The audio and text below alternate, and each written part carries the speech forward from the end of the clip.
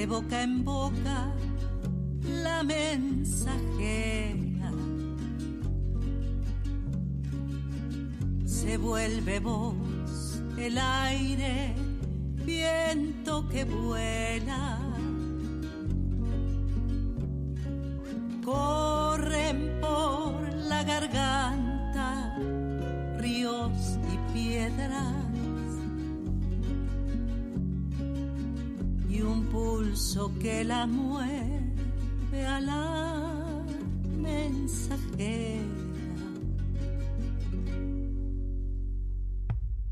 No hay nadie que la calle a la mensajera.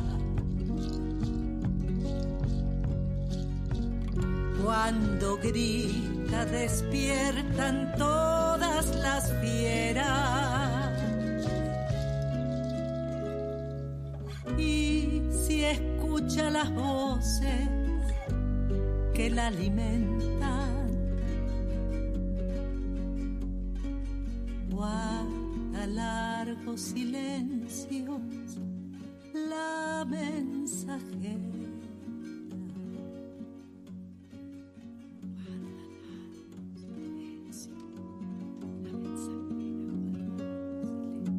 ¿Qué cosas te cuenta tu voz? ¿Te gusta escucharte? ¿O sos de los que prefieren taparse los oídos cada vez que aparecen en un audio o en una grabación? ¿Alguna vez pensaste que más allá de que tu voz te guste o no tanto, ella te nombra mejor que nadie, como lo hace la huella digital que dejan tus dedos marcados en la tinta? ¿Y pensaste cuál es el mensaje que recibe aquella persona que te escucha? Estoy segura que conoces a la mensajera, pero tal vez no estuviste atenta o atento al mensaje que dejaba en tu cuerpo cada vez que la impulsa la palabra, el canto o el silencio mismo. Soy Alejandra Bermejillo y te invito a acercarnos al misterioso mundo de la voz, un espacio donde habrá más preguntas que respuestas. Por eso te propongo que nos escuches con un mate, un cuadernito, con los sentidos despiertos y las certezas dormidas. La Mensajera es una columna quincenal del programa Puentes y Estribillos y empieza así. Buenas tardes, compañeros de Puentes y Estribillos. Hola Ale, ¿cómo estás? ¿Cómo estás? Como siempre, una alegría recibirte. Estamos peleándonos con el aire acondicionado, pero bueno. Sí. Y con la señora esa que vino antes. Sí, qué por terrible. favor. Sí. Terrible. Bueno, ahí hay un oyente que le aclara que todos los seres humanos tenemos 5 Sí, dedos. sí, yo se lo iba a gritar, pero le tengo un poco de miedo. Sí. Bueno, hoy nos metemos en la 9ª columna de La Mensajera y vamos a seguir con el tema que tocamos la última vez, que se llamaba Del deseo al oficio. Pero esta vez vamos a hablar de ese maestro interno que llevamos dentro todos y todas.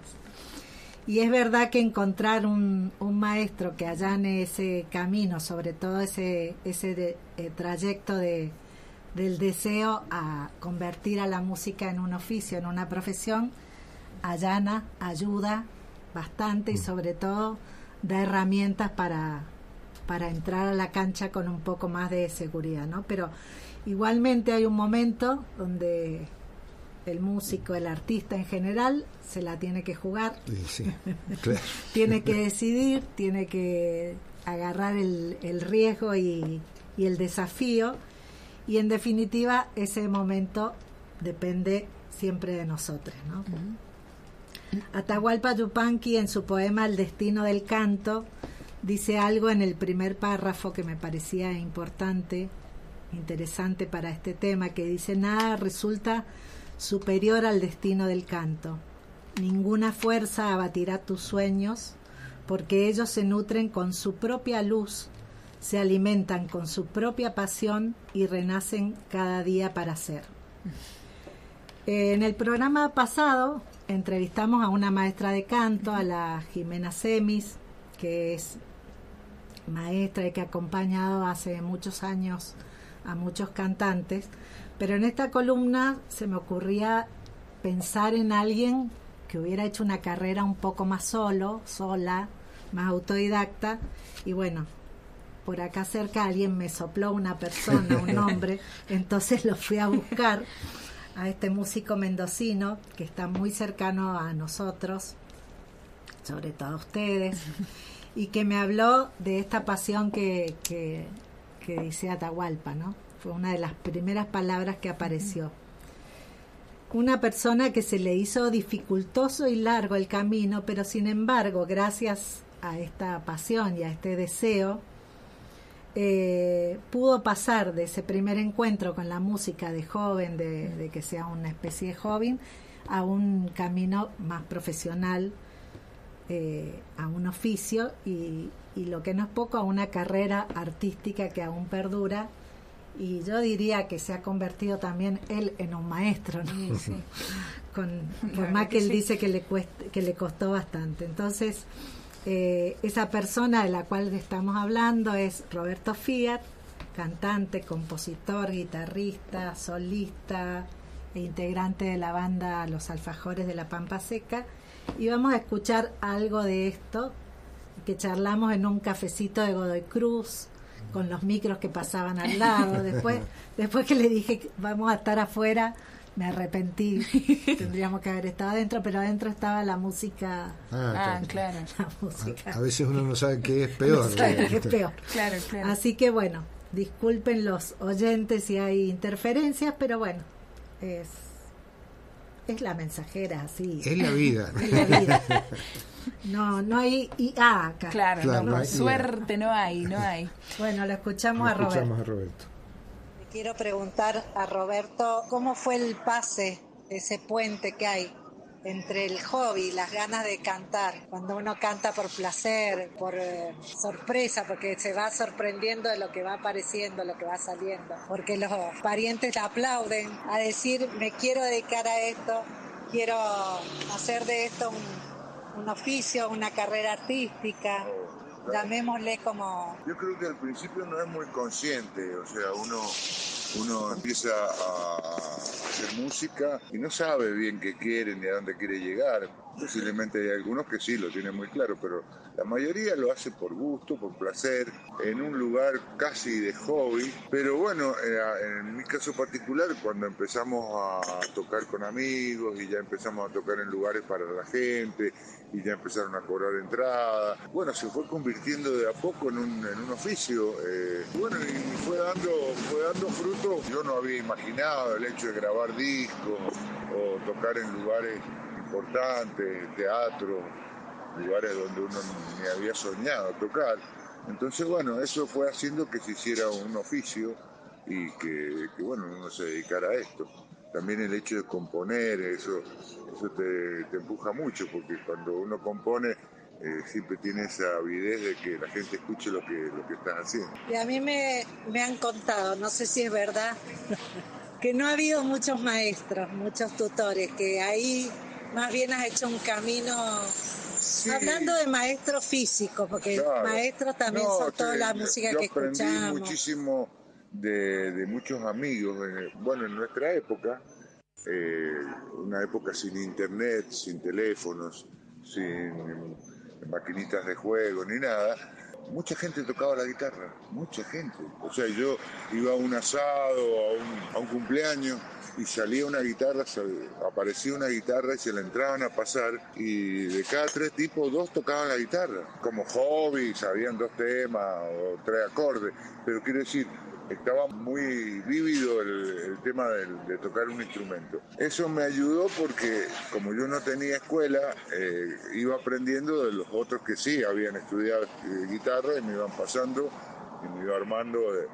A este le aprendí algo del otro y más o menos me fui armando de esa manera.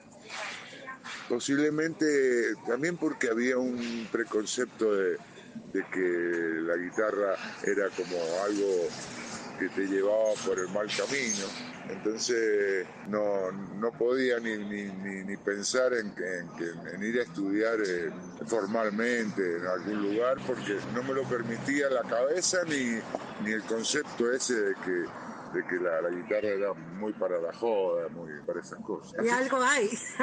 Algo de cierto hay, pero el tema que te guste la joda no tiene que ver con la guitarra. Puede que te guste la joda y no toques ninguna guitarra nunca. Y si vos tuvieras que sistematizar lo que hiciste, porque cuando uno va a un maestro generalmente te imponen una disciplina. Claro, ¿Vos pudiste yo no sistematizar? yo no se lo recomendaría a nadie. Yo tardé años en aprender lo que un estudiante aprende en un semestre. Yo lo fui aprendiendo a los ponchazos, algunas cosas experimentando yo, otras cosas viéndola en otros guitarristas.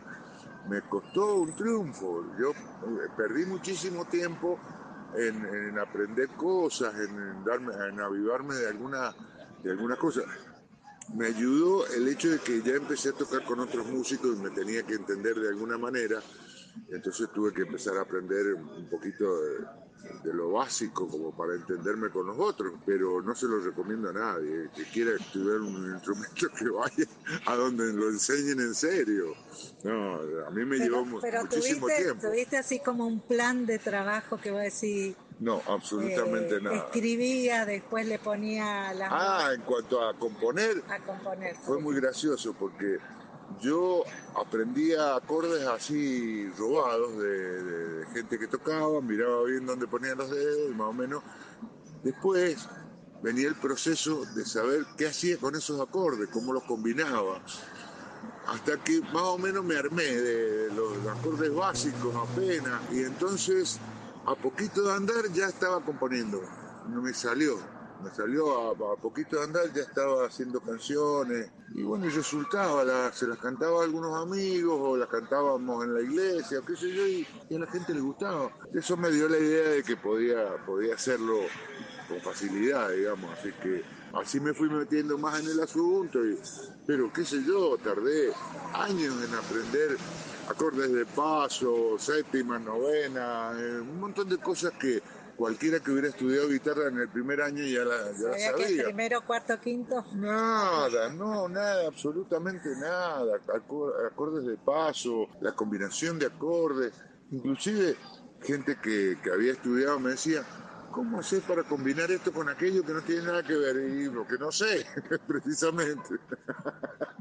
Bueno, el no saber también te da cierta libertad, porque lo pensás menos. Claro, y a veces cuando uno empieza generalmente tiene algunas influencias que yo no tenía, porque al no haber estudiado no tenía influencias. Apenas la música que escuchaba, que era el rock nacional de esa época, que sí, fui influido por eso. Che, Roberto, vos una vez que yo te hice también una entrevista para esta columna, me dijiste que la voz se construye. Sí. Me dijiste esa frase que me encantó. Sí, yo creo que sí. ¿Cómo la fuiste construyendo tu voz? Y yo creo que en principio, así más allá del canto, la gente tiene la voz que se condice con su personalidad. Nadie tiene una voz de pito o una voz de trueno por casualidad. Eso se va construyendo con la misma personalidad. Y al cantar se expresa de igual manera. Ahora después, los cantantes, al expresarse en el afán de tener una expresión en el canto, le ponen sentimiento a la. Entonces construyen una voz para cantar. Viste que mucha gente, vos estás hablando con ellos y pareciera que tienen una voz así nomás, una voz chiquita, y resulta que empiezan a cantar y te sorprende. Te sorprende, porque han construido esa voz para cantar. En pocas palabras todos hacemos eso de una manera o de otra, pero construimos la voz que tenemos sobre todo para cantar. Pero para hablar también tenemos la voz que nos merecemos. Mercedes Sosa decía que la voz se arma también leyendo buenos libros, mirando buenos cuadros. Claro, sí, todo lo que enriquezca la personalidad va a enriquecer la voz inevitablemente. Eso se da como una ley, como una regla que se cumple. La gente no va a tener una voz aflautada, chiquita, si tiene una personalidad fuerte. Generalmente el que tiene una personalidad fuerte va a tratar de desarrollar una voz que más o menos se condiga con eso. Yo Personalmente creo que es así, no sé, tal vez haya estudios científicos que digan que no.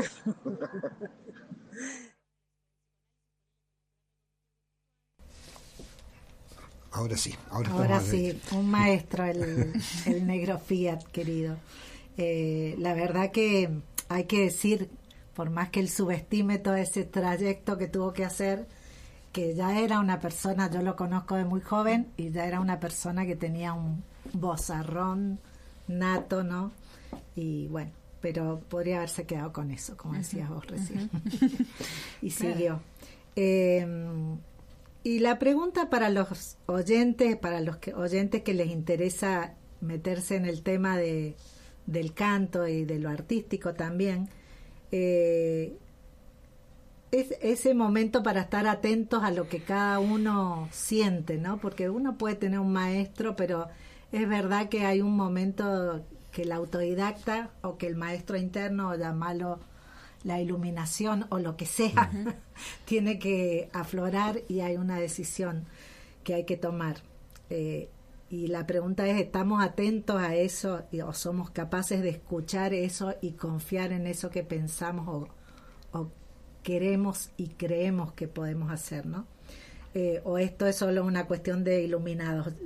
Cuando me apareció la palabra iluminados, justo encontré un libro que una vez cayó a mis manos, donde hay muchos pensamientos de filósofos, y había uno que decía, de un filósofo chino, decía: la luna se puede reflejar en un lago o en un charco, pero siempre es la luna.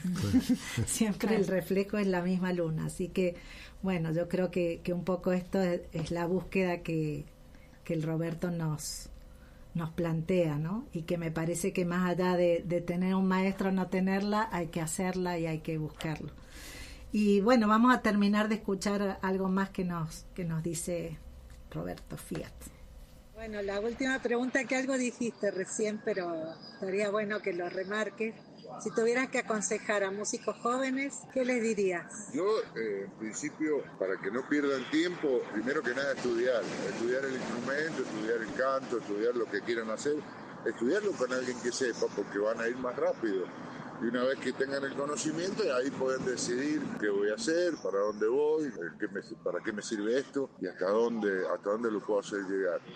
Yo lo único que puedo aportar, así que puedo decir del tema de dedicarse a la música, es que muy poca gente tiene una pasión por algo, ya sea la música puede ser otro tipo de arte o otra disciplina, pero tener pasión por algo, hay muy poca gente que tiene pasión. Y de esa poca gente que tiene pasión, hay muy poquitos, pero muy, muy poquitos que lo pueden llevar a cabo, realizarlo. Así que los que tenemos este regalo, somos unos elegidos. Tenemos pasión por algo, tenemos la suerte de hacerlo, y con más éxito, menos éxito, pero de todas maneras ya somos unos elegidos del solo poder hacerlo. Así que sobrado de cariño. Claro, sobrado de cariño. Bueno, mil gracias. Bueno, una maravilla escucharlo. Lo escuché como 3 veces, porque con el tema que tenía miedo de que no se escuchara. Ajá. Y la verdad que es un audio para sacarle el jugo a lo que dice el... Tal cual. Y acá tenemos la audiencia que nos manda mensajes. Hay un oyente que dice: qué linda entrevista, gran voz el Roberto Fiat, abrazote comadre, dice, y equipo, Patri Johnson. Bueno, comadre, un saludo. Bueno, y también ya que estamos, pero me parece que la Ale quería... Sí, yo quería decir que si les dio curiosidad la figura de Roberto, que es integrante de la banda... ¿Cómo era que se llamaba? Los alfajores de la Pampa Seca. Es que hemos venido mutando el nombre, porque era los alfajores de la Pampa Seca, después alfajores de la Pampa Seca, y ahora, como no conformes aún, les alfajores de la Pampa Seca. Muy bien, claro, muy bien. Bueno, van a estar los alfajores el domingo a las 16 horas, pero hay aire acondicionado, está fresquito. Van a estar en el Le Parc, en la Feria del Libro, presentando el libro Rock de Garage. Y ahí pueden también interiorizarse de algunas de las letras de del Roberto Fiat. Y para cerrar la columna me quedo con un tema que siempre me gustó escucharlo, que se llama Cosa de Negros, de Roberto, y una frase que está metida en esa poesía que dice: se puede cantar con la voz y con todo sentimiento, pero cantar con la voz no es igual que cantar de adentro. Bueno, lo escuchamos y agrego que el domingo también, por supuesto, vamos a estar tocando, o sea, va a ser presentación de libro y concierto de la banda. Escuchamos a Les Alfajores de la Pampa Seca. Gracias. Gracias a vos, Ale.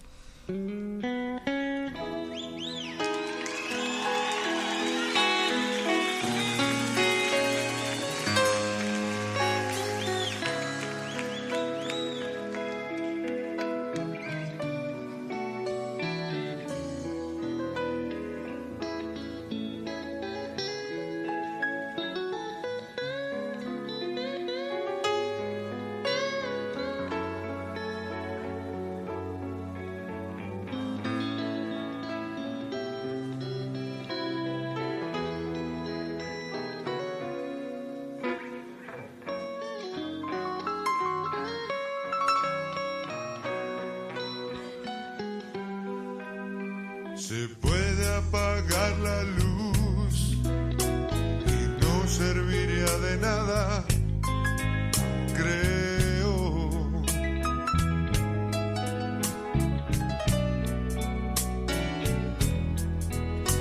Porque si estuvieras triste, jamás podrías sonreír como ellos.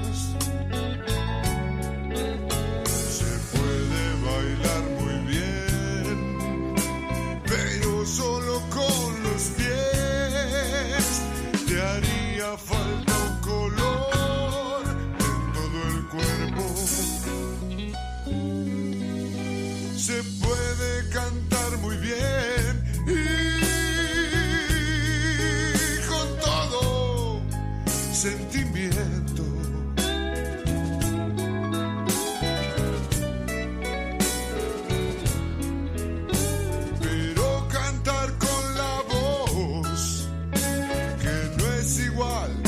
Cantar de adentro.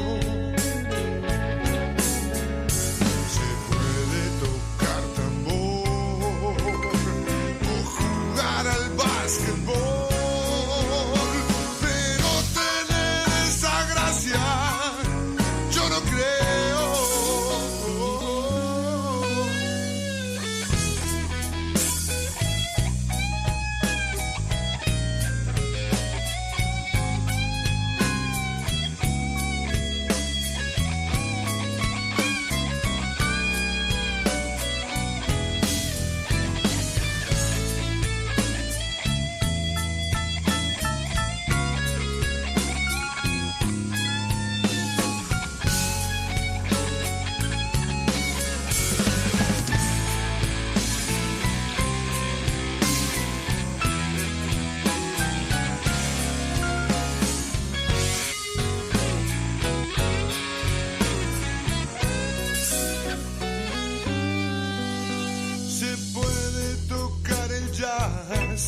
Cualquiera sería capaz de hacerlo.